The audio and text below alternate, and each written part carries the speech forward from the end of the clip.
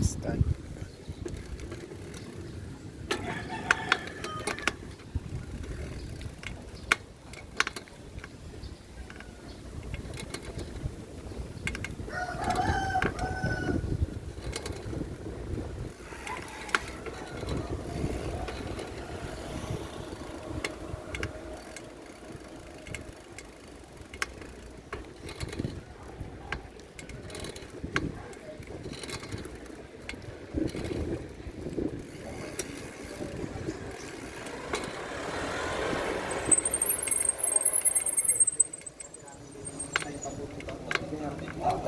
Sabi ko bakit po ngayon?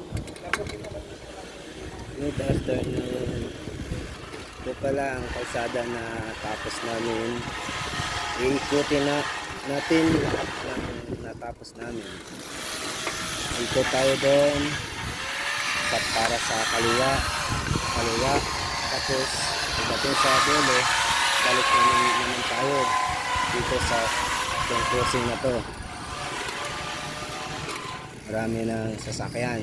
Dati ano na to, nag-repair lang kami ng kalsada. Ibig sabihin may kalsada na siya dati, kaya ang ano lang, espalto lang lahat, hindi buhos. Hindi katulad dito na buhos galing sa mixer. So, pangit tingnan dati dito, wala pang sidewalk, wala pang gutter, parado lahat yung ano dito na drainage o lahat sa dulo. Natin sa dulo para makita nyo.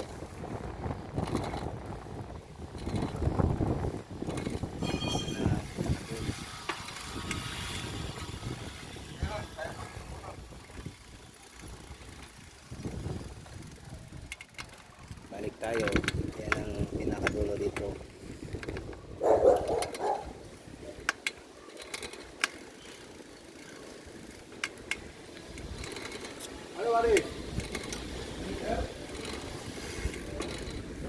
Kompleto na to, may espalto yung ano, yung kinangkating,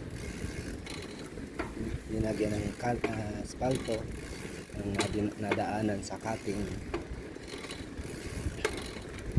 Tapos punta tayo yung nagkaliwa tayo kanina, diretso tayo para makikita nyo yung kalsada na natapos.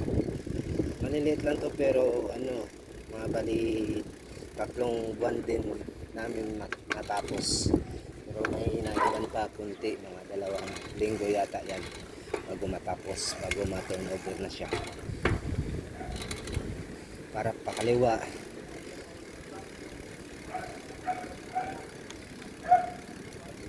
ito pinakadulo, gitna yan, may bahay dyan.